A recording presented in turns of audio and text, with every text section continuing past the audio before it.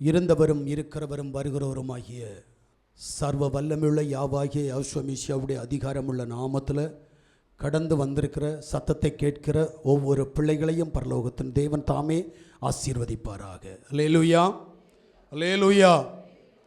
இந்த நாளுக்குரிய வார்த்தையாக சங்கீதங்களின் புஸ்தகம் 37வது சங்கீதம் அதனுடைய 5வது வசனத்தை யாராவது சத்தமாக வாசிங்க. உன் வழியை யாவுக்கு ஒப்புவித்து அவர் மேல் நம்பிக்கையாயிரு, அவரை காரியத்தை வாய்க்க பண்ணுவார். ஆமென், அல்லேலூயா.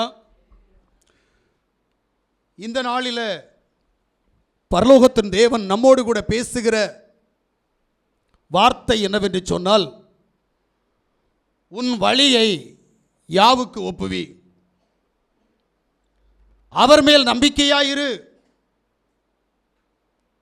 அவரே காரியத்தை வாய்க்க பண்ணுவார். அல்லேலூயா.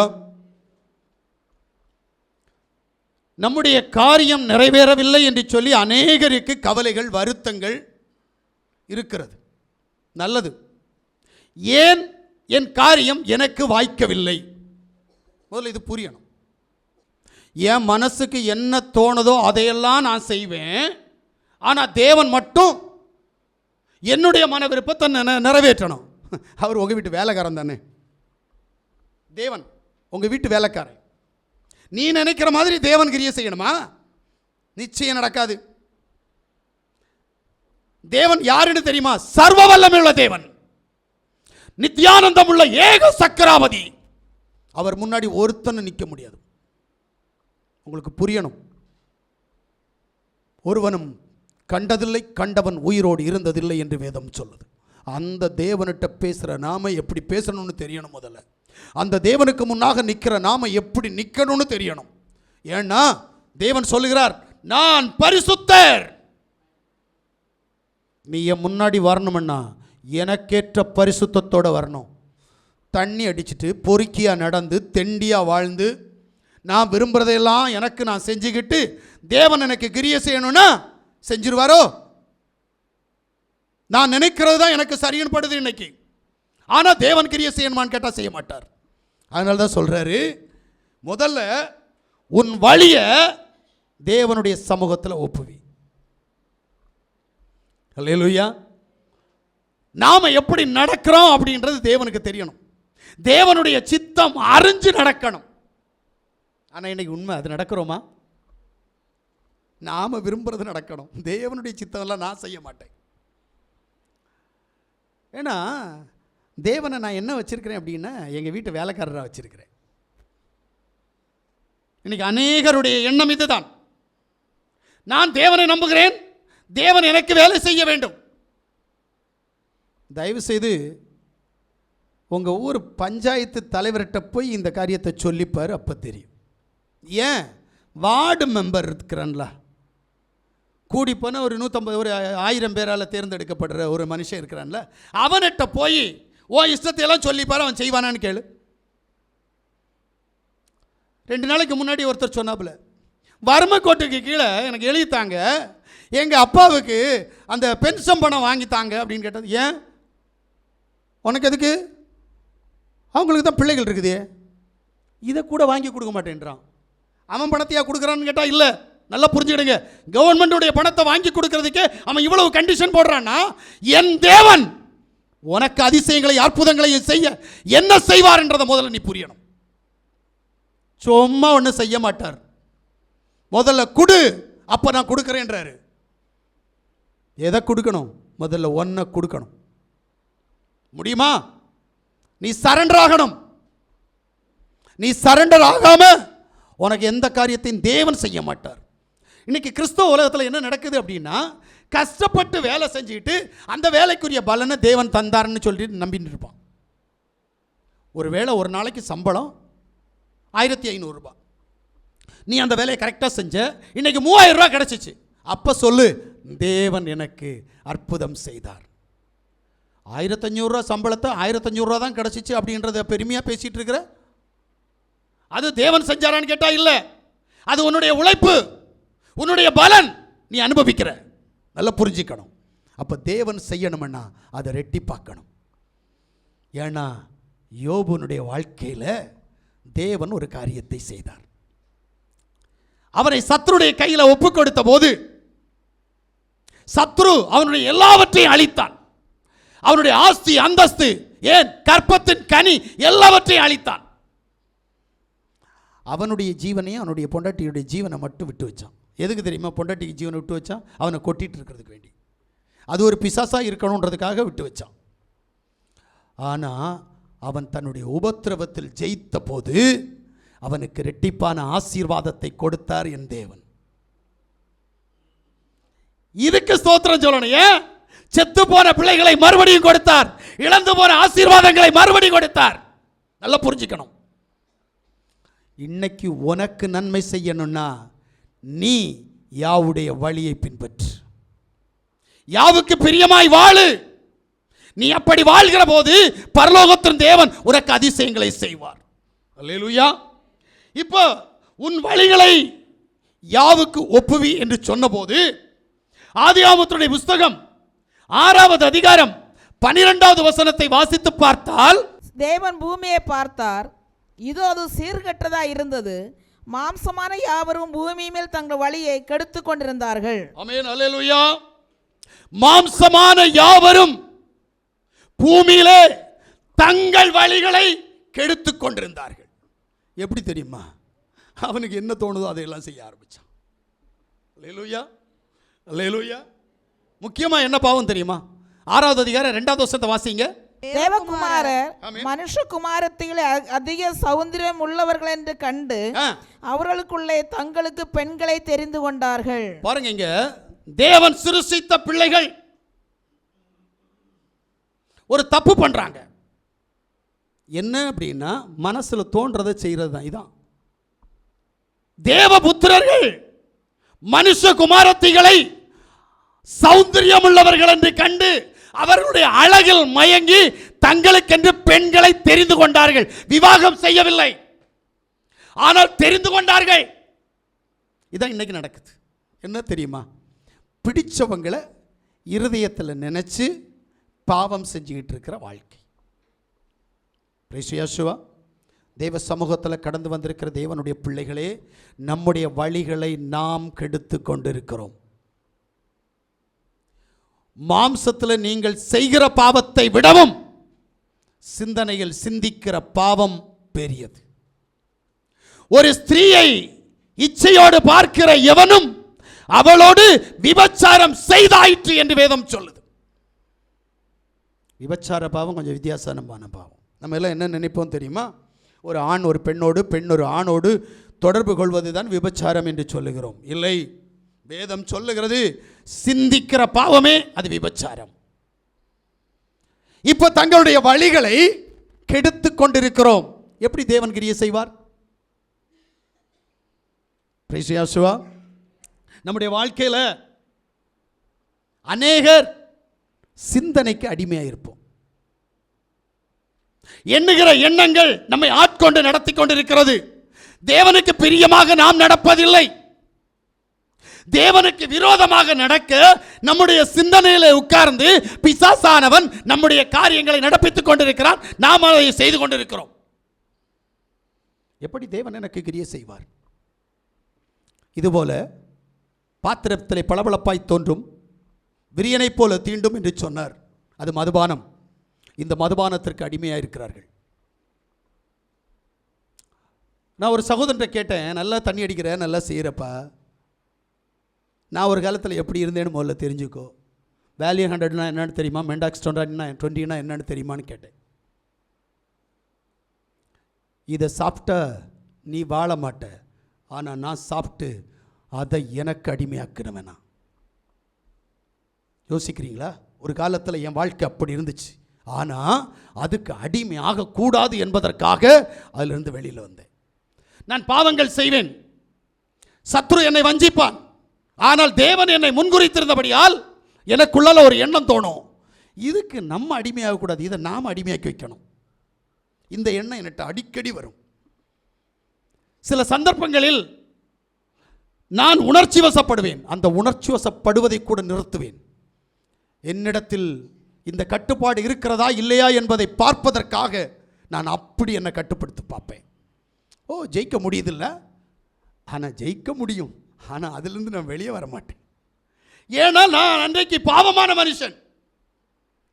இப்பிரபஞ்சத்தின் அதிபதி என்னை உபயோகப்படுத்தி கொண்டிருந்தான். ஆனாலும் எனக்குள் ஒரு எண்ணம் தோன்றும், இப்பொருளுக்கு நான் அடிமையாக கூடாது. அதனால் அடிமையாக மாட்டேன். எனக்கு ஒரு மாதத்துக்கு 9 பாட்டில் ஃப்ரீயாக தருவான், ஃபுல் பாட்டில் ஃப்ரீயாக தருவான். நல்லா தண்ணி அடிப்பேன். கவர்மெண்ட் எனக்கு ஃப்ரீயாக தரும். நல்லா தண்ணி அடிப்பேன். அடித்து முடிச்சுட்டு எக்ஸ்ட்ரா பாட்டில் வாங்குவேன். ஆனால் அதுக்கு பிறகு யோசித்தேன், இந்த பாட்டிலை நான் ஜெயிக்கணும். நான் யோசித்த யோசனை தான். உண்மை சொல்கிறேன், ஒரு நாள் இதை வேண்டான்னு விட்ட நேரம் வேண்டானே விட்டேன். ஏன்? அதை ஜெயிக்கணும். எந்த பாவத்தை நீ செஞ்சாலும் சரி, அந்த பாவத்தை நீ ஜெயிக்கணும்னு முயற்சி பண்ணணும். நீ பண்ண மாட்ட, அதுக்கு அடிமையாகிற. அப்போ உன் வழி சீர்கெட்டு போகிறது. உன் வழி இப்பிரபஞ்சத்தின் அதிபதிக்கு அடிமையாகிறது. அப்போ அந்த அடிமைத்தனத்திலிருந்து மீட்டெடுக்கப்பட வேண்டுமானால் நீ பிரயாசப்படணுமே தவிர உன்னை யாரும் வெளியே கொண்டு வர முடியாது. யாராலே உன்னை ஜெயிக்க வைக்க முடியாது. நீ திருந்தினால் மட்டும்தான் உனக்கு ரட்சிப்பு. நீ திருந்தாத பட்சத்தில் உனக்கு ரட்சிப்பு இல்லை. அல்லேலூயா. ஒரு நாள் யோசேப்பை பார்க்கும்படி அவர்களுடைய சகோதரர்கள் கடந்து வந்தார்கள், பஞ்சத்தின் காரணமாக. ஆதியாகமத்தினுடைய புஸ்தகம் 45வது அதிகாரத்தில் 24வது வசனத்தை நீங்க வாசித்தீங்கன்னா அவன் சொல்லி அனுப்புவான், நீங்க என்ன பார்க்க வந்தீங்க, இப்போ போறீங்க, போற நீங்க உங்களுக்குள்ள சண்டை போட்டுறக்கூடாது, வழியில சண்டை போட்டுறாதீங்க அப்படின்னுவான். மேலும் நீங்கள் போகும் வழியிலே சண்டை பண்ணி கொள்ளாதிருங்கள் என்று அவன் தன் சகோதரருக்கு சொல்லி அனுப்பினான். அவர்கள் புறப்பட்டு போனார்கள். பார்த்தீங்களா? ஏண்டா வழியில என்ன வேணாலும் நடக்கலாம். அப்போ வழியில உஷாராயிரு. இப்போ நீங்க இங்க இருக்கிறீங்க, இங்க இருந்து பாவம் செய்யறது கம்மி. நீ புறப்பட்டு போகிற பிரயாணத்தில் நீ பாவம் அதிகமாக செய்வ. அதனால தான் உன்னை பார்த்து சொல்கிறார், வழியில் நீ எப்படி இருக்கணும். நீ புறப்பட்டு போகிற பிரயாண தூரத்தில் நீ வாழுகிற வாழ்க்கையில் நீ எப்படி இருக்கணும்னு சொல்கிறார். ஒரு நாள் பீலேயாம் ராஜாவுடைய ஆலோசனைக்கு கீழ்ப்படிந்து இஸ்ரவேல் ஜனங்களை சபிப்பதற்காக கடந்து போகிற வழியில் அவனை எதிர்த்து அவன் ஓட்டி சென்ற கழுதையே கிரியை செஞ்சது. யோசித்து பாருங்க. நீ எதை நம்புறியோ, நீ தேவனுக்கு சரியில்லை அப்படின்னா உன் பிரயாணங்கள் கஷ்டமாக இருக்கும். நீ செய்கிற வேலைகள் கஷ்டமாக இருக்கும். நீ புறப்பட்டு போகிற பிரயாணம் உனக்கு விரோதமாக கிரியை செய்யும். நிம்மதியாக வாழ முடியாது. உனக்கு புரியல. ஏன்னா உன்னை தேவன் அழைத்திருக்கிறார். உன்னை தேவன் நேசிக்கிறார். அவர் உன்னை நேசிக்க நேசிக்க நீ அவருடைய சித்தம் செய்ய வேண்டும். அவருடைய மன விருப்பத்தை நீ நிறைவேற்ற வேண்டுமே தவிர உன் விருப்பத்துக்கு நீ போனேன்னா அவர் சும்மா விட மாட்டார். அதனால தான் அநேகருக்கு அநேக பிரச்சனைகள் கடந்து வருவதற்கு காரணம். என்ன அழைச்ச நேரத்தில் நான் வரமாட்டேன்னு தான் சொன்னேன். வரமாட்டேன்னு சொன்ன என்ன உயிரை எடுக்கிற அவஸ்தைக்குள்ள 3 தடவை கொண்டு போனார். யோசித்து பார்த்துக்கிடுங்க. 3 தடவை ஒரு பிட்டு துணி கூட உடம்புல இல்லாமல் உயிர் போகிற அளவில் நான் மரண அவஸ்தைக்குள் கடந்து போன போது ஒப்பு கொடுத்தேன். ஆண்டவரே, நான் உம்முடைய ஊழியத்தை செய்வேன். அப்போ என்னை காப்பாற்றுறதுக்கு இன்னொருத்தர் அனுப்புகிறார். என் தேவன் சர்வசாதாரணமான எண்ணம் கொண்டவர் அல்ல. நீ நினைக்கிற மாதிரி உனக்கு அவர் அதிசயத்தையும் அற்புதத்தையும் செய்வாரான்னு கேட்டால் இல்லை. அல்லேலூயா. நாய்க்குட்டிக்கு பிஸ்கட் துண்டு போடுற மாதிரி வேணா காசு வேணா தருவார். ஆனால் அவருடைய ஆசீர்வாதத்தையும் அவருடைய ரட்சிப்பையும் அவருடைய ஸ்தானத்தையும் உனக்கு தரணும்னா கொஞ்சம் கஷ்டம். அதுக்கு நீயும் நானும் அனுபவிச்சாகணும். பிரைஸ் யேசுவா. அல்லேலூயா. ஒன்று தெரிஞ்சுக்கிடுங்க. ஒருத்தனை ஆபிரகாம் போய் என் பிள்ளை ஆசீர்வதியும் சேஸ்திரபுத்திரனாக மாற்றும் என்று சொன்னார். டேய், இவனையெல்லாம் நான் சேஸ்திரபுத்திரனாக மாற்ற மாட்டேன். ஆனால் நீ என் பையன், நீ என் பையனாக இருக்கிறபடினால், நீ கேட்டபடியினால் இவனுடைய கோத்திரத்தை, இவனுடைய சந்ததியை நான் ஆசீர்வதிப்பேன் என்று சொன்னார். இன்னைக்கு வரைக்கும் தேசத்தில் அவன் ஆசீர்வதிச்சிட்டு இருக்கிறார். தெரியுமா உங்களுக்கு? யார் தெரியுமா? இஸ்லாமியன். ஆனால் அவருடைய சொந்த வாரிசை ஒன்றும் பண்ண முடியாத அளவுக்கு அவர் தம்முடைய தூதனை அனுப்பி அவர்களை பாதுகாத்து கொண்டிருக்கிறார். அவர்கள் இஸ்ரவேலர். புரியணும் நமக்கு, நம்முடைய தேவன் எப்படிப்பட்ட தேவன் என்பதை அறியணும். அந்த அறிவு இல்லை அப்படின்னா புறப்பட்டு போகிற பிரயாணம் நமக்கு ஆபத்தாய் முடியும். அல்லேலூயா. அதனால தான் சொல்றாரு, உன்னுடைய வழியில நீ என்ன செய், யாவை நினை, உன்னுடைய வழியை யாவுக்கு ஒப்புக்கொடு, அவருடைய மனவிருப்பத்தின்படி நீ நட என்று சொல்லுகிறார். அல்லேலூயா. ஏன்னா லேவியராகமம் 26வது அதிகாரம் 22வது வசனம் சொல்லுகிறது, உங்களுக்குள்ளே வெளியின் துஷ்ட மிருகங்களை வரவிடுவேன், அவைகள் உங்களை பிள்ளையற்றவர்களாக்கி உங்கள் மிருக ஜீவன்களை அழித்து உங்களை குறைந்து போக பண்ணும், உங்கள் வழிகள் பாழாய் கிடக்கும். புரியுதா? உன்னை என்ன பண்ண போறார் தெரியுமா? மிருகம்னா என்ன தெரியுமா? பிசாசனுடைய கிரியைகள். ஏன் அது உன் மேல மோதி அடிக்கணும்? உன் வழி சரியில்லை. நல்லா புரிஞ்சுக்குங்க.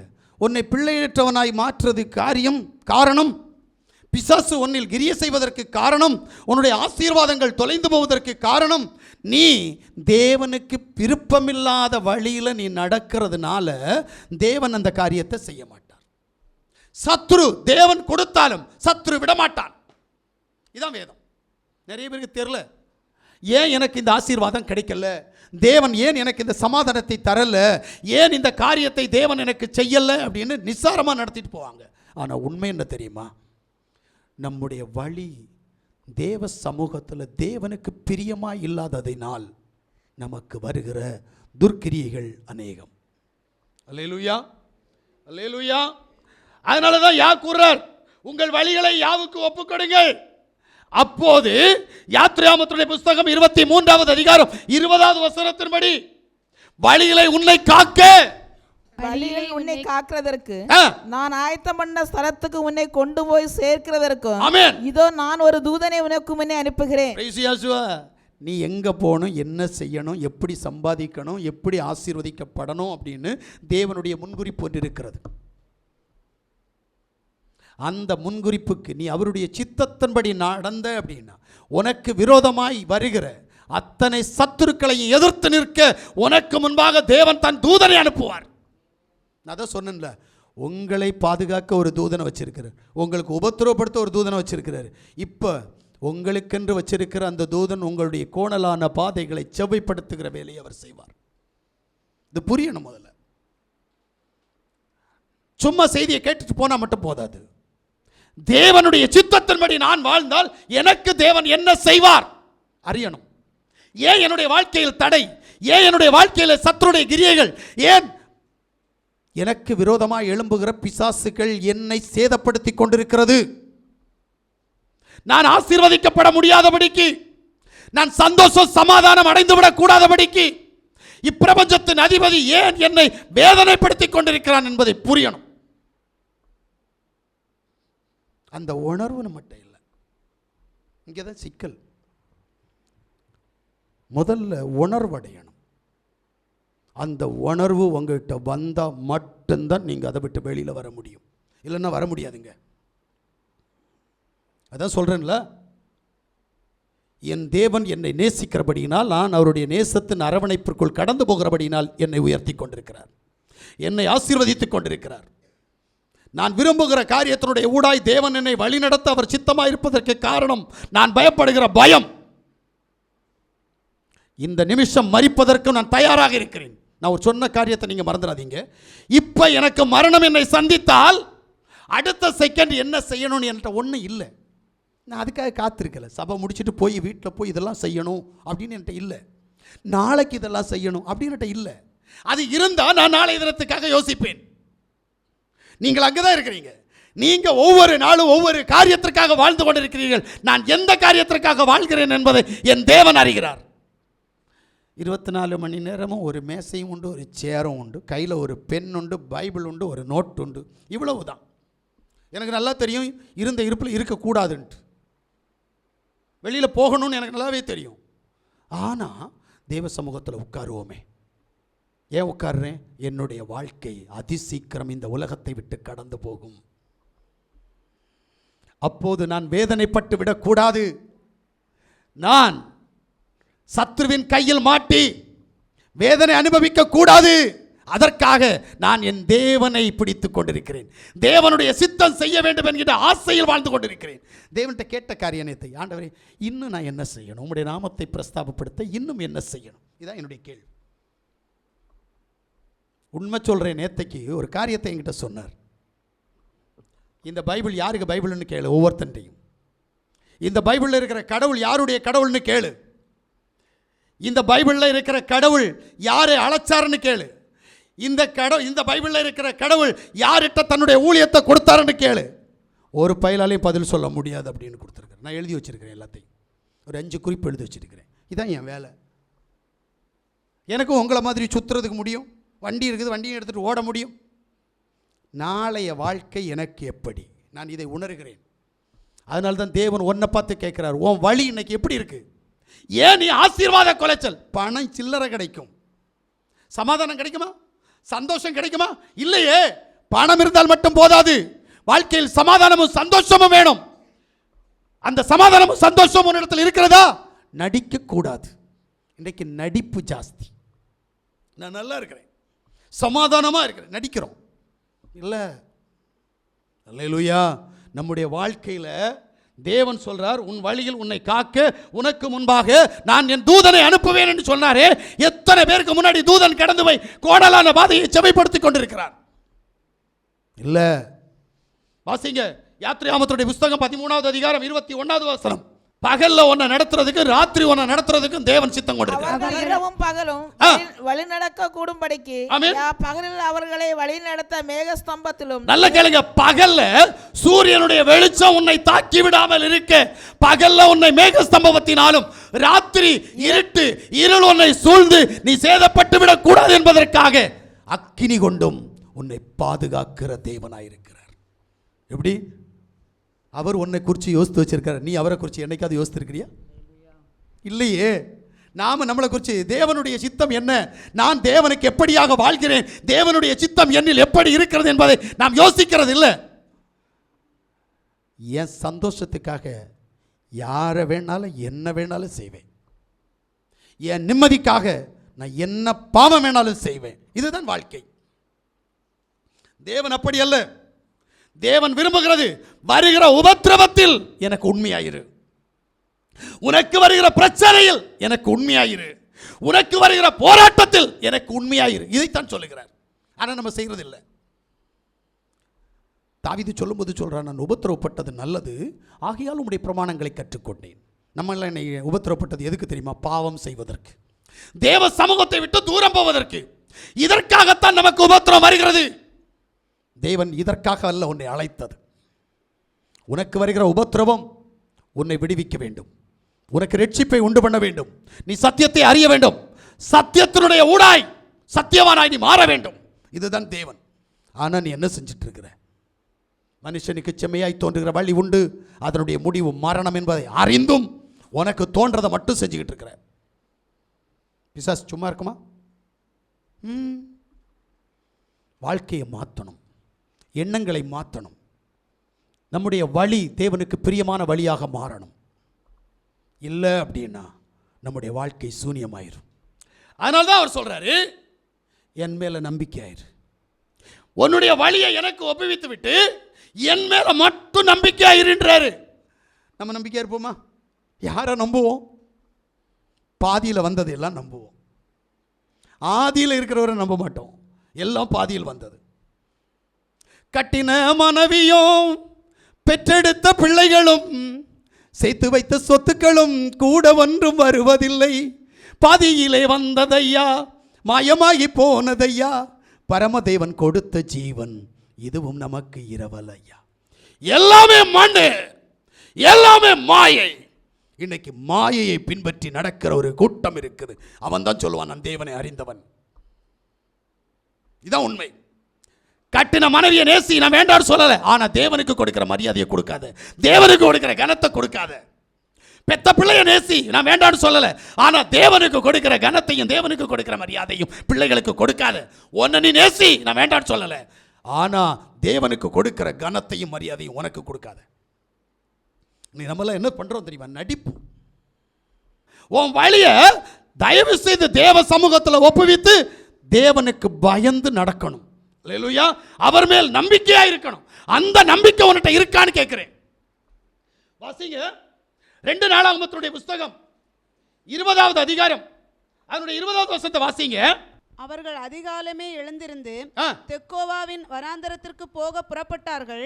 புறப்படுகையில் யோசபாத் நின்று, யூதாவே எருசலேமின் குடிகளே கேளுங்கள், உங்கள் தேவனாகிய யாவை நம்புங்கள், அப்பொழுது நிலைப்படுவீர்கள். அவருடைய தீர்க்கதரிசிகளை நம்புங்கள், அப்பொழுது சித்தி பெறுவீர்கள் என்றார். பாத்தீங்களா? நம்பிக்கையில தான் விடுதலை. நம்பிக்கை இல்லாம ஒண்ணும் முடியாது. அப்ப தேவன் உனக்கு என்ன சொல்றாரோ அது கீழ்ப்படிஞ்சாதான் நம்பிக்கை வரும். இல்லைன்னா நம்பிக்கை வராது. நம்ம கீழ்ப்படியவே மாட்டோம். ஆனா நம்பிக்கை உண்டாகணும். எனக்கு தேவன் எல்லாம் செய்யணும்னு நினைச்சா செய்வாரான்னு கேட்டா செய்ய மாட்டார். சங்கீதத்தினுடைய புஸ்தகம் 115வது அதிகாரம் அதனுடைய 11வது வசனத்தை வாசிக்கிற போது, யாவுக்கு பயப்படுகிறவர்களே யாவை நம்புங்கள், அவரே அவர்களுக்கு துணையும் அவர்களுக்கு கேடகமும். நம்புறவனுக்கு துணையும் கேடகமாக இருக்கிறார். நம்பிக்கை இல்லை. ஆனா தேவன்கிட்ட போய் ஆண்டவரே எனக்கு துணையாயிரும், ஆண்டவரே எனக்கு கேடயமாயிரும் சொன்னா அவர் வருவாரான்னு கேட்டா வரமாட்டார். முதல்ல அவரை நம்பு. உன்னை நீ நம்புவதை காட்டிலும் அவரை நம்பு. நான் ஒன்று கேட்குறேனே, மேக்சிமம் நிறைய பேர் வண்டியில் போவீங்க. அது 2 வீலரில் போகிறீங்களோ அல்லது 4 வீலரில் போகிறீங்களோ, ஏதோ ஒரு வண்டியில் போகிறீங்க. அந்த வண்டி ஒழுங்காக போகுன்ற நம்பிக்கை உங்களுக்கு இருக்கா? எனக்கு இல்லை. நான் தான் வண்டி ஓட்டுவேன். என் வண்டியை கார் ஓட்டினாலும் நான் தான் ஓட்டுவேன், பைக் ஓட்டினாலும் நான் தான் ஓட்டுவேன். ஆனால் எனக்கு அந்த நம்பிக்கை இல்லை. ஏன்னா நான் வேணும்னா எவ்வளோ உஷாராக வேணாலும் ஓட்டலாம். எதிர் திசையிலிருந்து வருகிறவன் உஷார் இல்லாமல் வந்தால் நான் தொலைஞ்சேன். இதான் உண்மை. அப்போ யாவுக்கு பயப்படுகிற பயம் இருந்தால் முன்னாடி வர்றவனையும் தேவன் ஒழுங்காக நடத்தி கொண்டு வருவார். எனக்கு வேண்டி என் தேவன் எனக்கு பாதுகாவலராக இருந்து என்னை நடத்தியிருக்கிறார். காரணம் அவர் காரியமாக நான் போகிறபடினார். தேவ சமூகத்தில் கடந்து வந்து தேவனுடைய நாமத்தை மகிமைப்படுத்துகிற தேவனுடைய பிள்ளைகளே, நீங்கள் அவருக்கு சித்தமானதை செய்வீர்களே ஆனால், அவரை நம்புவீர்களே ஆனால், அவர் உங்களை பாதுகாக்கிறவராயிருப்பார். எந்த பொல்லாப்பும் உனக்கு வராது. வந்தாலும் அது உன்னை சேதப்படுத்தாது. அல்லேலூயா. ஏன்னா தேவனுடைய கரம் உன்னோடு கூட இருக்கும். யோபு சொல்றார் பாருங்க, 13வது அதிகாரம் அதனுடைய 15வது வசனத்தை வாசிங்களேன். அவர் என்னை கொன்று போட்டாலும் அவர் மேல் நம்பிக்கையா இருப்பேன். எப்படி பாருங்களேன், ஆச்சரியமா இல்லை? எவ்வளவு உபத்திரவம், எவ்வளவு பிரச்சனை, எவ்வளவு போராட்டம். அந்த நேரத்தில் கூட அவன் சொல்றான், நீர் என்னை கொன்று போட்டாலும் அவர் மேல் நம்பிக்கை, நான் உண்மையில் நம்பிக்கையாய் இருப்பேன். அவனுடைய விசுவாசத்தை பாருங்களேன். நம்ம இன்னைக்கு என்னெல்லாம் பண்ணிட்டு இருக்கிறோம். அவருக்கு சித்தமானதெல்லாம் செய்ய மாட்டோம். ஆனா அவர் நமக்கு எல்லாம் நல்லது செய்யணும். இதான் நம்ம விருப்பம். என்ன பண்றது? செய்வாரா? கண்டிப்பா செய்ய மாட்டார். உபத்திரவங்களுடைய ஊடாய், பிரச்சனையினுடைய ஊடாய், போராட்டத்தினுடைய ஊடாய் நாம் கடந்து போவதற்கு காரணம் நாம் அவரை நம்பாமல் நாசியில் சுவாசமுள்ள மனிதர்களை நம்புவதனால் மட்டுமே. அல்லேலூயா. இப்ப நம்புனீங்கன்னா சங்கீதங்களுடைய புஸ்தகம் 32:10 சொல்லுகிறது, யாவுடைய கிருபை. துன்மார்க்கனுக்கு அநேக வேதனைகள் உண்டு, யாவை நம்பி இருக்கிறவனையோ கிருபை சூழ்ந்து கொள்ளும். பாத்தீங்களா? தேவனை நீ நம்புனா, நீ நம்புகிற தேவனுடைய கிருபை உன்னை சூழ்ந்து கொள்ளும். அப்ப பொல்ல போன என்ன செய்யாது? ஒன்றும் செய்ய முடியாது. நம்பு. நீ நம்பணும். நம்ப மாட்டேங்கிறியே. பணத்தை நம்புற, மனுஷனை நம்புற, ஆனா தேவனை நம்புறியா? இல்ல. அப்புறம் எப்படிங்க நமக்கு சமாதானம் வரும்? வராதே. வாசிங்க ஏசாயாவுடைய புஸ்தகம் 12வது அதிகாரம் 2வது வசனத்தை வாசிங்க. இதோ தேவனே என் ரட்சிப்பு, நான் பயப்படாமல் நம்பிக்கையா இருப்பேன். யாவாகிய என் பலனும் என் கீதோமானவர், அவரே எனக்கு ரட்சிப்புமானவர். போதுமா? ரட்சிப்பு என்றால் உன்னுடைய அடிமைத்தனத்திலிருந்து உன்னை விடுவிக்கிறவர், உனக்கு இருக்கிற போராட்டத்திலிருந்து உன்னை விடுவிக்கிறவர், உனக்கு வருகிற பிரச்சனையிலிருந்து உன்னை விடுவிக்கிறவர். அதனால சொல்ற, என்ன நம்பு, நான் பார்த்துக்கிறேன் உன்னை.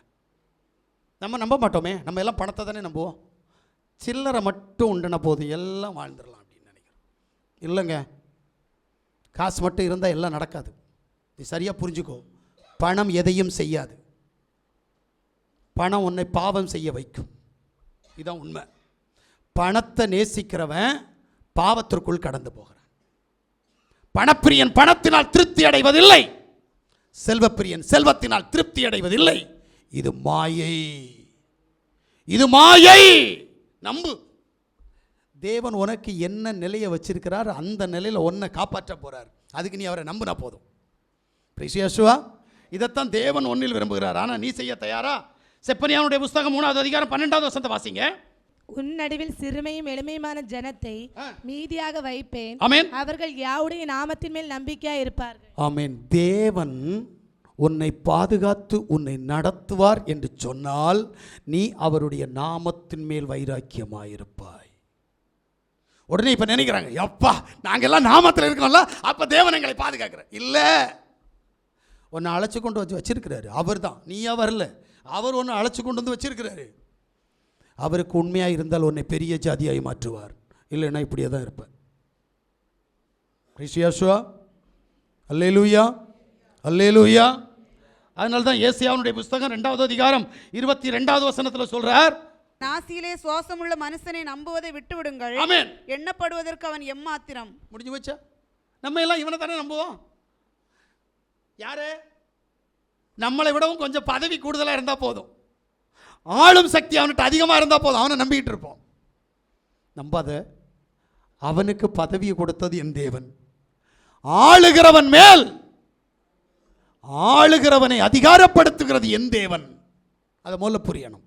அப்போ நீ ஒன்று ஆளுகிறவன்ட்ட என்ன செய்யாத, அடிபணிஞ்சு போவாத. அவர்கிட்ட அடிபணிஞ்சா போதும், அவர் உன்னுடைய கோணலான பாதைகளை எல்லாம் செவைப்படுத்துவார். உன்னுடைய அதிகாரிகளுடைய கண்களில் தயவிறக்க பண்ணுவார். இதான் அவர். அல்லேலூயா. என் தேவனால் கூடாத காரியம் ஒன்றும் இல்லைன்னு நான் விசுவாசிக்கிறேன். நான் மட்டும் அவருக்கு சித்தமானதை மட்டும் செஞ்சிட்டு இருந்தேன்னா அவருடைய மன விருப்பங்கள் எனக்கு நிறைவேறிக்கொண்டே இருக்கும். நான் எதையும் என் தேவன்கிட்ட கேட்கவே வேண்டாம், கேட்க வேண்டிய தேவையில்லை. ஏன்னா எல்லாவற்றையும் அவர் அறிவார். அவர் சொல்லியிருக்கிறார், நீ ஜெபிப்பதற்கு முன்பாகவே உன் காரியத்தை நான் அறிந்திருக்கிறேன். அப்போ எனக்கு தேவையில்லையே, நான் போய் அவர்கிட்ட போய் ஆண்டவரே என்னை ஆசீர்வதியும், ஆண்டவரே ஆண்டவரே என்னை ஆசீர்வதித்து எனக்கு பரலோகத்தில் ஒரு இடத்தை தாரும் ஆண்டவரே. இன்னைக்கு பரலோகம் இல்லை, நான் போய் கேட்டால் கிடைக்குமா? பிரைசியாசுவா. அப்போ நான் இன்னைக்கு போயிருந்தேன், ஆண்டவரே என்னுடைய பிள்ளைகளை பாதுகாத்துக் கொள்ளுங்க. அவர் தான் பாதுகாக்கிற. வேறு என்ன? வண்டி ஆக்சிடென்ட் ஆகி எல்லாவனுக்கும் வேதனைப்பட்டு எல்லாவரும் அடிபட்டு வண்டி சுக்குனூர் ஆன பிறகு கூட என் பிள்ளையை பரலோகத்தின் தேவன் பார்த்துக்காருன்னா நான் அவருக்கு நன்றி பட்டு சொல்லிட்டு இருக்கணும். அவ்வளோதான். ஒவ்வொரு நாளும் நன்றி சொல்லணும். ஆண்டவர் இதை தர அதை தரன்னு கேட்கவே கூடாது. கேட்கறதுக்கு போதெல்லாம் அவருக்கு மன விருப்பத்தை மட்டும் நான் நிறைவேற்றினா போதும். எனக்கு பிடிச்சது எதுன்னு அவருக்கு நல்லாவே தெரியும். அல்லேலூயா. எனக்கு என்ன வேணும்னு அவருக்கு தெரியும். அதை அவர் கண்டிப்பாக செய்து முடிப்பார். அப்போ நான் அவருக்கு பிரியமானவனாய் வாழணும், அவரை நம்பி வாழணும். அந்த நம்பிக்கை உன்கிட்ட இருக்கா? இல்லையே. அதனால தான் சொல்றாரு, நீ முதல்ல உன் வழியை யாவுக்கு ஒப்புவித்து அவர் மேல் நம்பிக்கையா இருந்தால் அப்ப அவர் உன் காரியத்தை வாய்க்க பண்ணுவார். உனக்கு என்ன வேணும்னு சொல்லு. கிடைக்கலன்னா இந்த தேவன் போய் கண்டிப்பா கிடைக்கும். எப்ப கிடைக்கும்? நீ அவருக்கு பயந்து அவர் உன்னுடைய வழியில அவரை நினைச்சு அவர் மேல் நம்பிக்கையா இருந்தால் உன் காரியத்தை உனக்கு வாய்க்க பண்ண போறார். நான் ஒன்று சொல்றேன், இன்னைக்கு அநேகர்கிட்ட இப்பிரபஞ்சத்தின் அதிபதி போராடிட்டு இருக்கிறான். ஏன் போராடுறான் தெரியுமா? நாம உண்மையாய் தேவனுக்கு பிள்ளையாக வாழல, தேவனுடைய சித்தத்தை நாம நிறைவேற்றல. இதனால தான் நமக்கு பிரச்சனை. நான் ஒன்று சொல்றேன், நான் சேலஞ்ச் பண்ண தயார். நான் நம்பி இருக்கிற தேவன், நான் ஆராதிக்கிற தேவன், அவர் எப்படிப்பட்டவர் என்பதை நான் அறிவேன். அதனால் உனக்கு சொல்கிறேன், என் தேவனுடைய சித்தத்தை மட்டும் நீ செஞ்சு பாரு, உன் வாழ்க்கை எப்படி மாறுதுன்னு பார்ப்போம். ரிஷியாசுவா, உனக்கு என்ன வேணும்னு தேவன்கிட்ட கேட்காத, இடைவிடாமல் தேவனை துதிச்சுக்கிட்டே இரு, அவருடைய நாமத்தை மகிமைப்படுத்திக்கிட்டே இரு. அவர் நிச்சயமாய் உன்னுடைய காரியத்தை அவர் உனக்கு செய்வார். அல்லேலூயா. தேவனால கூடாத காரியம் ஒன்றும் இல்லை. இதான் உண்மை. அல்லேலூயா. தேவனால கூடாத காரியம் ஒன்றும் இல்லை. ஆனால் நீ நம்ப மாட்ட. அதனால தான் நீ பிரயாசப்படுற. என்ன பண்ணுறது? நீ போராடுறதுக்கு காரணம் இதுதான். நீ தேவனை நம்பிப்பார், நீ சும்மா இரு, நான் உனக்காக யுத்தம் பண்ணுறேன்னு சொல்லியிருக்கிறாரு. நான் சொல்கிறது புரியலையா? நீ சும்மா இரு, உனக்காக நான் யுத்தம் பண்ணுறேன். போராட்டம் நம்முடையதல்ல, தேவனுடையது. அவர் போராட வேண்டுமானால் நாம் அவரிடத்தில் போராட்டத்தை நாம் என்ன செய்யணும்? ஒப்புவிக்கணும். அவர் போராடட்டுமே. பிரைசியாசுவா. அப்போ நம்ம சொல்லணும், என்னால் ஒன்றும் முடியாதப்பா, எல்லாம் உம்மால் ஆகும், ஆனால் நான் உம்முடைய சித்தத்தை மட்டும் செய்கிறேன். என்ன சித்தம்? துதிக்கிற துதி. துதிங்க. யாசுவா மேசியா பெரியவர் என்று விசுவாசிங்க. இடைவிடாமல் துதிங்க. அந்தி சந்தி மதியான வேளைகளில் தேவனை துதிக்க பாருங்க. வேற என்ன வேலை? வேற என்ன வேலைங்க உங்களுக்கு? வேலைக்கு போனால் கூடி போனால் இங்கே 8 மணி நேரம் வேலை செய்கிறவங்க யாரும் இல்லைன்னு நினைக்கிறேன். அப்படி இருந்தாலும் 8 மணி நேரம் வேலையை செய்யுங்க. ஆனால் இங்கே ஒரு ஆள் 8 மணி வேலை செய்கிறாராம். 8 மணி நேரம் வேலையை செய்யுங்க. ஐயா, 9வது மணி நேரம் உனக்கு வேண்டியிரு. 10வது மணி நேரம் என் தேவ சமூகத்தில் வா. தேவன் உன்னை நடத்துவார். நல்ல தூக்கத்தை தருவார், நல்ல சமாதானத்தை தருவார், நல்ல சந்தோஷத்தை தருவார். நீ விரும்புகிற பிரகாரமாய் உன்னை நடத்துவார். ஆனால் நீ உன் விருப்பத்தின்படி எல்லாம் நடந்துக்கிட்டு தேவன் எனக்கு செய்யணும், இந்த தேவன் என்னை கைவிட்டார், இனி எதுக்கு நான் வாழணும் அப்படின்னு யோசித்தேனா யாருக்கு நஷ்டம்? பிரிசியாசுவா, உனக்கு கொடுக்கப்பட்ட நாளெல்லாம் நீ இந்த பூமியில் சமாதானத்தோடு சந்தோஷத்தோடு இருக்க வேண்டுமானால் அவர் எழுதியிருக்கிற எழுத்தின்படி அவரை நம்பி அவருக்கு பிரியமாய் நீ வாழ்ந்தா அவர் உனக்கு காரியத்தை வாய்க்க பண்ணுவார். வாசிங்க உபாகமத்தினுடைய புஸ்தகம் 23வது அதிகாரம் அதனுடைய 14வது வசனத்தை வாசிங்க. உன் தேவனாகிய யா உன்னை ரட்சிக்கவும் உன் சத்துருக்களை உனக்கு ஒப்பு கொடுக்கவும் உன் பாளையத்திற்குள்ளே உலாவிக் கொண்டிருக்கிறார். ஆகையால் அவர் உன்னிடத்தில் அசுசியான காரியத்தை கண்டு உன்னை விட்டு போகாதபடிக்கு உன் பாளையம் சுத்தமாய் இருக்க கடவது. இங்கதான் வச்சிட்டார் ஒரு செக்கு. நான் உன் கூட இருக்கலாம், ஆனா உன்னிட்ட அசுசியான காரியங்கள் இருக்கக்கூடாது. அப்படி இருந்தா நான் உன்னோடு கூட இருந்து உன்னை பாதுகாத்து உன்னை அவனுடைய சித்தத்தின்படி நான் வழி நடத்துவேன். ஆனா உனக்கு அசுசியான காரியங்கள் இருந்தால் நான் உன் கூட இருக்கவே மாட்டேன். முடிஞ்சுதா? இப்ப நீங்க யோசிக்க வேண்டிய ஒரு விஷயம், தேவனுக்கு பிரியமில்லாத அசுசியான காரியங்கள் என்னிடத்தில் என்ன இருக்கிறது? அல்லேலூயா, அல்லேலூயா. கொஞ்சம் யோசிங்க. இப்போ அப்போஸ்தலருடைய புஸ்தகம் 5வது அதிகாரம் 20வது வசனத்தை நீங்க வாசித்தீங்கன்னா, விக்கிரகங்களுக்கு படைத்த அசுசியானவைகளுக்கும் வேசித்தனத்திற்கும் நெருங்குண்டு செத்ததற்கும் இரத்தத்திற்கும் விலகி இருக்கும்படி அவர்களுக்கு நாம் எழுத வேண்டும் என்றும் நான் தீர்மானிக்கிறேன். வாசிக்கப்பட்ட வேத பகுதியில் சர்வ வல்லமையுள்ள தேவன் உனக்கு சொல்லுகிற காரியம், விக்கிரகங்களுக்கு படைக்கப்பட்டதை நீ சாப்பிடக்கூடாது. ஒன்று தெரிஞ்சிடுங்க. என்னோடு கூட படித்த என்னுடைய நண்பர் கண்டிப்பாக இதை கேட்பாப்புல, சாமியாராக போனாப்புல. சாமியாராக போனவர் என்ன செஞ்சார்னா, ஒரு சிஸ்டராக போனவரை லவ் பண்ணி கல்யாணம் பண்ணாப்புல. நல்லா புரிஞ்சுடுங்க, கன்னியாஸ்திரியும் சாமியாரும். இவங்க 2 பேரும் கல்யாணம் பண்ண பிறகு வெளியில் வந்தாங்க. வெளியில் வந்தவங்களுக்கு வேலை என்ன தெரியுமா?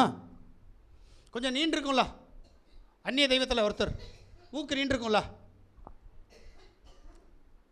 அந்த கடவுளை போய் கும்பிடுறாரு. யாரு? கன்னியாஸ்திரி. அவங்களுக்கு பிள்ளைகள் இல்லை. ஒரு நாள் என்னுடைய வீட்டுக்கு கடந்து வந்தார்கள். வருகிற போதெல்லாம் என்னுடைய வீட்டில் வருவார்கள். ஒரு நாள் என்கிட்ட சொன்னாங்க, ஜெபம் பண்ணுவியா கலிஸ்து அப்படின்னாப்புல. நான் ஜெபம் பண்ணேன். ஜெபம் பண்ணால் பிசாசு போராட்டம். ஏய், நீ கன்னியாஸ்திரியாக தானே போன? ஆமாம். இல்லை, நீ சாமியாராக தானே போன? ஆமாம். அப்புறம் எப்படிடா உனக்கு இந்த விக்கிரகத்துக்கு போராட்டம்? நீங்கள் அப்போ விக்கிரக கோயிலில் போய் சாமி கும்பிடுவீங்க போல இருக்கே. அவ சொல்கிறா, ஆமாம் நான் போவேன். ஏன்? முடிஞ்சா நான் டெல்லியில் இருக்கிறேன்னா அந்த கலாச்சாரத்தில் என் ஃப்ரெண்டுக்கு கூட போய் அங்கே போவேன், சாமி கும்பிடுவேன், வருவேன். முடிஞ்சு போ. கேட்டால் யார் தெரியுமா? நான் கன்னியாஸ்திரி. நல்லா புரிஞ்சுடுங்க. யோசிக்கிறீங்களா? என்னதான் அறிவு இருந்தாலும் அறிவு கிட்டத்தனமாக போயிட்டு இருக்கிறது நீ.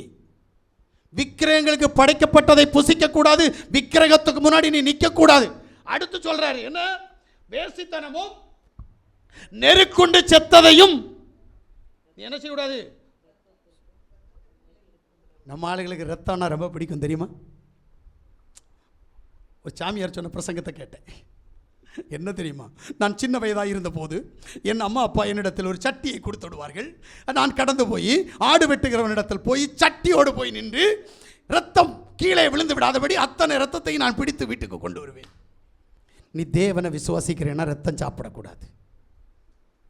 இன்னைக்கு வரைக்கும் ரத்தம் சென்ற கூட்டம் இன்னும் உண்டு. கேட்டால் பைபிள் கையில் இருக்குது, நான் தேவனை நம்புகிறேன் அப்படின்னு சொல்லிட்டு ரத்தத்தை வறுத்து சாப்பிட்றாங்களாம். வறுத்து தின்னுவாங்க. உன்னிட்ட முதல்ல அந்த பிசாசுக்கு கிரியெல்லாம் உன்னிட்ட வந்துடும் தெரியுமா, உன்னை விட்டுட்டு போகாது. ரெண்டாவது, நெருக்கொண்டு செத்த ஒரு கோழியை பைக்குக்காரன் அடித்து அது செத்து போச்சு, ஆனால் அதை வெட்டி பூத்த மாட்டான், அதையும் வெட்டி சாப்பிடுவான். பைபிள் சொல்லுது நெருக்குண்டதை சாப்பிடாத, இவன் அதையும் தின்னுவான். ஆடு அப்போது 5000 ரூபா 6000 ரூபா 10,000 ரூபா விலை, இதை கொண்டு போய் பூத்துறதுக்கா, ஆனால் அடிபட்டு செத்துருச்சு. உடனே அதே என்ன செய்வான், தோல் உரிச்சு வச்சு நிம்மதியாக அறுத்து தின்னுவான். நீ தேவனுடைய பிள்ளையான்னு கேட்குறேன். இல்லை, தேவ சித்தத்திற்கு புறம்பாக நீ காரியங்களை செய்கிற அசுசியான காரியம் உன்கிட்ட இருக்கு. அல்லேலூயா. 1 கொரிந்தியருடைய புத்தகம் 8வது அதிகாரம் 7வது வசனத்தை வாசிங்க. ஆகிலும் இந்த அறிவு எல்லாரிடத்திலும் இல்லை. சிலர் இன்றைய வரைக்கும் விக்கிரகத்தை ஒரு பொருள் என்று எண்ணி விக்கிரகத்துக்கு படைக்கப்பட்டதை புசிக்கிறார்கள். அவர்களுடைய மனசாட்சி பலவீனமா இருப்பதால் அசுசிப்படுகிறது. ஏமா இப்படி எல்லாம் வாசிக்கிற? எல்லா கடவுளும் ஒண்ணுதான். ஒருவேளை இவர் கையை விட்டு அவர் பிடிச்சிக்கிடுவார்ல, அதனால தான் நாங்கள் அவரையும் பிடிச்சிக்கிறோம் இவரையும் பிடிச்சிக்கிறோம். யாராவது ஒரு கடவுள் எங்களுக்கு துணை இருக்கணும்ல, அதனால தான் இந்த கடவுள் இல்லைன்னா அந்த கடவுள், அந்த கடவுள் இல்லைன்னா இந்த கடவுள், ஏதாவது ஒரு கடவுள் நாங்கள் பிடிச்சிக்கிறோம். எல்லாம் ஒன்றியா அப்படின்வான். அம்மையிட்ட தின்னியா வா, அப்பன்ட்ட தின்னியா வா, இல்லை நீ தின்னியா வா, நான் அம்மன்ட்ட தின்னியா அப்பன்ட்ட தின்னி நானும் தின்னேன், ஏன் இந்த கதையாக இப்போ.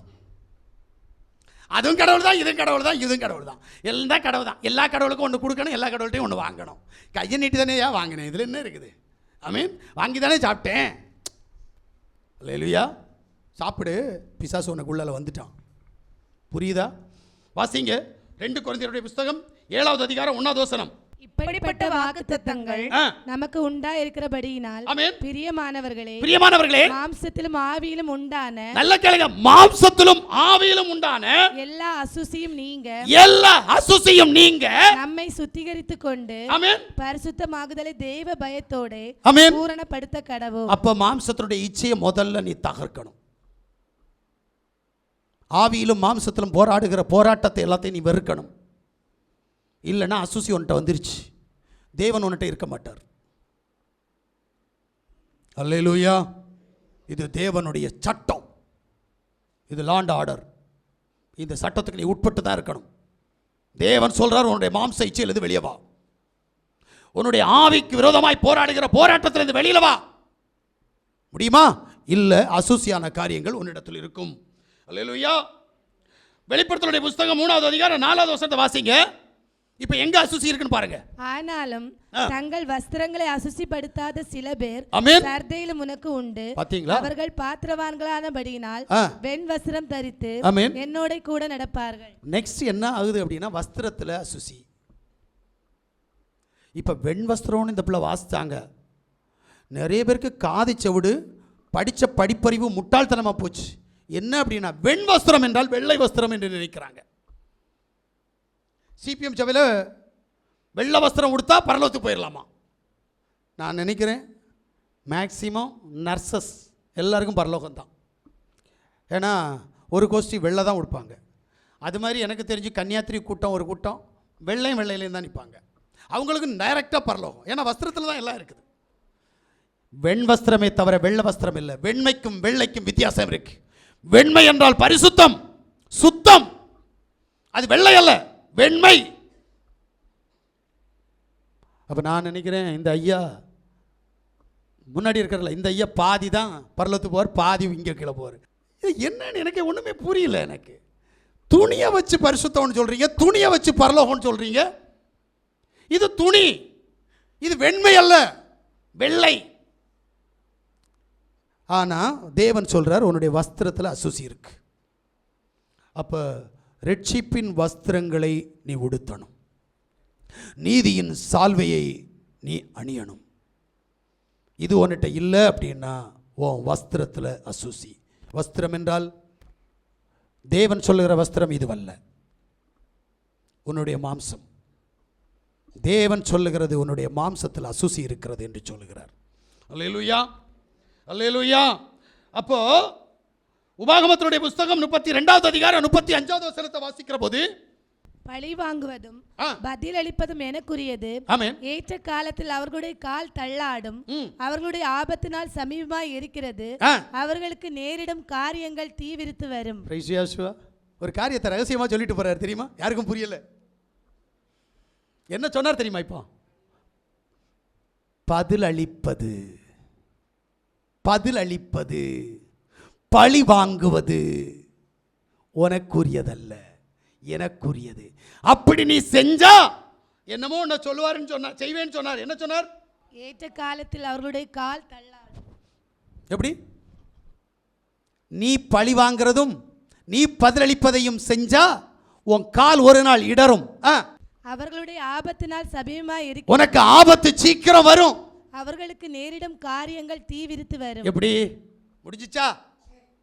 என் தேவன் பெரியவர். என்னுடைய தேவனை ஒரு பக்கத்தை மட்டும்தான் நீ பார்க்கிற, மறுபக்கத்தை பார்க்கறது இல்லை. ஒரு நாணயத்துக்கு 2 பக்கம். அதுபோல என் தேவனுக்கு 2 பக்கங்கள் உண்டு. ரட்சிக்கிறார், விடுவிக்கிறார், பாதுகாக்கிறார், ஆசீர்வதிக்கிறார் மட்டுமல்ல, அவர் சிட்சித்து போதித்து வழி நடத்துகிற தேவன். கெர்ச்சிக்கிற சிங்கம் போல் கெர்ச்சிக்கிறவர் என் தேவன். பட்சிக்கிற அக்கினி போல் பட்சிக்கிறவர் என் தேவன்.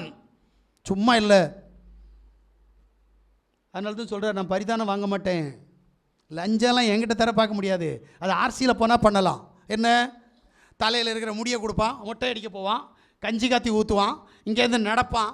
இதெல்லாம் இவனால் முடியும். ஏன்னா இவனுக்கு நல்லா தெரியும், முடியை வெட்டினா அடுத்து இன்னும் 3 மாதத்தில் நல்ல முடி வளர்ந்துடும் அப்படின்னு தெரியும். அதனால் முடியை வெட்டி கொடுப்பான். பிரிசியாசோ தலையை வெட்டி கொடு பார்ப்போம், அது கொடுப்பேன். அதுக்கப்புறம் செத்துருவேனே, அதனால் கொடுக்க மாட்டான். பிரிசியாசோ, ஏன்னா நானும் அங்கே தானே இருந்து வந்தேன், அதனால் எனக்கு தெரியும். தலையை வெட்டி கொடுக்க மாட்டான், முடியை வெட்டி கொடுப்பான். உயிரை தந்த தேவனுக்கு மயிரை கொடுக்குற சம்பவம். கொஞ்சம் யோசிக்கிறீங்களா? இவனுக்கு தெரியும் இந்த மயிரில் தான் சாக்லேட் எல்லாம் செய்கிறானுங்க, அதனால் நான் இதை கொடுக்குறேன், அவன் விற்றுருவான், அவன் விற்றா முட்டாய் செய்வான் அப்படின்னு நினச்சி கொடுத்துட்ருக்கானுங்க போல இருக்கு. அல்லேலூயா. இப்போ வேற நடக்கிறானுங்க. இங்கேருந்து வேளாங்கண்ணி வரைக்கும் நடைப்பயணமா. என்ன பரிசுத்தம் இருக்குது?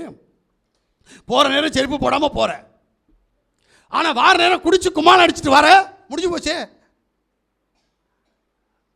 அந்த வேளாங்கண்ணியில் உள்ள சாமியார் பிரசங்கம் பண்ண பிரசங்கத்தை பார்த்தேன். மாதாவுக்கு வேண்டி யாரும் நடக்காத, இயேசு கிறிஸ்துவ நேசி, இயேசு கிறிஸ்து என்பவரே தேவாதி தேவன். எனக்கு ஆச்சரியமாக இருந்துச்சு, ஒரு சாமியாரே எப்படி சொல்கிறாரு அப்படின்ட்டு. நடந்து நடந்து வர, எதுக்கு வர? முதல்ல ஒன்றை பரிசுத்தப்படுத்து அப்படின்றாரு. நீ நடந்து இங்கே வரவே வேண்டாம். ஆனால் கேட்க மாட்டோம். நேற்றை 10 பேர் போனால் இன்றைக்கி 100 பேர் போவான், நாளைக்கு 1000 பேர் போவான். என்ன கதை? பிரைஸ் யேசுவா. ஒருவேளை நீங்களும் அங்கே இருந்து அங்கே அப்படி தான் போயிருப்பீங்க. ஏதோ தேவன் உன்னையும் என்னையும் பாதுகாத்து இங்கே கொண்டு வந்திருக்கிறார். அல்லேலூயா. ஏன்? அவருடைய சித்தத்தின்படி வாழ்ந்து அவருக்கு பிரியமானதை செய்து அவருடைய சித்தத்தை வாழ வேண்டும் என்பதற்காக தேவன் நமக்கு கிரியை செஞ்சிருக்கிறார். அல்லேலூயா, அல்லேலூயா. இப்போ தேவன் நமக்கு சொல்லுகிற காரியம் அசுசியான காரியம். பழிவாங்குதல் விட்டு நம்முடைய வழியை யாவுக்கு ஒப்புவித்து அவர் மேல் நம்பிக்கையாய் இருந்தால், யோபனுடைய புத்தகம் 5வது அதிகாரம் 9வது வசனம் சொல்லுகிறது, ஆராய்ந்து முடியாத பெரிய காரியங்களையும் எண்ணி முடியாத அதிசயங்களையும் அவர் செய்கிறார். ஆமென், அல்லேலூயா. அப்ப தேவன் உன்னிடத்துல விரும்புகிற காரியம் அசுசியான காரியம் உன்கிட்ட இருக்கக்கூடாது, பழி வாங்குதல் உன்கிட்ட இருக்கக்கூடாது. அல்லேலூயா. பதில் அளிப்பதும் உன்னிடத்தில் இருக்கக்கூடாது. உன் வழியை யாஷுவாவுக்கு ஒப்பு கொடுத்து நீ யாஷுவமேசியாவுடைய இஷ்டத்தின்படி நீ வாழ்வாய், ஆனால் அவர் உன்னை ஆசீர்வதிக்கிற தேவன். அல்லேலூயா. உனக்கு பெரிய காரியங்களை செய்து அதிசயங்களை காணும்படி உனக்கு செய்வார். மத்தேயு சுவிசேஷம் 17வது அதிகாரம் 20வது வசனத்தை வாசிங்க. அதற்கு யாஷுவா, உங்கள் அவிசுவாசத்தினாலே தான் கடுகு விதையளவு விசுவாசம் உங்களுக்கு இருந்தால் நீங்கள் இந்த மலையை பார்த்து இவ்விடம் விட்டு அப்புறம் போ என்று சொல்ல அது அப்புறம் போம். உங்களால் கூடாத காரியம் ஒன்றும் இராது என்று மெய்யாகவே உங்களுக்கு சொல்லுகிறேன். புரிஞ்சுதா? உங்களுக்கு விசுவாசம் இருந்தால் தேவனுடைய நாமத்தை தொழுது கொண்டு தேவனை ஆராதித்து தேவனை பற்றி கொண்டு தேவனை நம்பி நீங்கள் வாழ்வீர்களே, ஆனால் அவர் உங்களுக்கு அதிகாரத்தை தந்திருக்கிறார். உன்னுடைய வாயின் நாவுக்கு அதிகாரம், உன்னுடைய கையின் கிரியைகளுக்கு அதிகாரத்தை கொடுத்து உன்னை ஆசீர்வதிப்பேன் என்று சொல்கிறார். நீ விரும்புறது உனக்கே கிடைக்கும். அல்லேலூயா. ஆக கடவது என்று சொன்னால் ஆகும். என் யாஷுவா ஒரு காரியத்தை சொன்னார், என்னை விசுவாசிக்கிறவன் என்னிலும் பலத்த கிரியைகளை செய்வான். அல்லேலூயா. யாஷுவா போல இங்கே ஒருத்தரும் கிரியை செய்ய முடியாது. ஆனால் ஒரு வார்த்தையை சொல்லிட்டு போயிட்டார், என்ன? என்னை விசுவாசிக்கிறவன் என்னிலும் பலத்த கிரியைகளை செய்வான். இப்போ நீங்கள் விசுவாசிக்க ஆரம்பிச்சிட்டிங்கன்னா உங்கள் வழியை அவர் கையில் ஒப்பு கொடுத்து அவரை நம்புனீங்கன்னா உங்கள் காரியத்தை அவர் வாய்க்க பண்ணுவார். Praise Yahshua. இப்போ சொல்கிறாரு, என்னை விசுவாசித்தால் என்னிலும் பலத்த காரியங்களை செய்வீர்கள். இப்போ இன்னையிலிருந்து நீ உன்னுடைய வாழ்க்கையை மாற்றி அமைத்தால், தேவனுக்கு சித்தமான வழியில் உன்னை நீ அர்ப்பணித்து அவரை நம்பி அவருக்கு பிரியமானதை நீ செய்ய ஆரம்பித்தால் அவர் உன்னோடு கூட இருந்து காரிய சித்தியை உனக்கு கொண்டு பண்ணுவார். நாம் எல்லாரும் முழங்கால் படிடுவோமா? எல்லாரும் தேவனை நோக்கி பார்ப்போமா? தேவன் நம்மோடு கூட பேசி இருக்கிறார். அவர் சத்தத்தை நாம் கேட்டு இருக்கிறோம். உன் வழிகளை யாவுக்கு ஒப்புவி, அவர் மேல் நம்பிக்கையாயிரு, அவர் உன் காரியத்தை வாய்க்க பண்ண போகிறார் என்று சொல்லி இருக்கிறார். நம்புவோமா? விசுவாசிப்போமா? தேவ சமூகத்தில் கீழ்ப்படிவோமா? எல்லாரும் ஒப்பு கொடுப்போம்.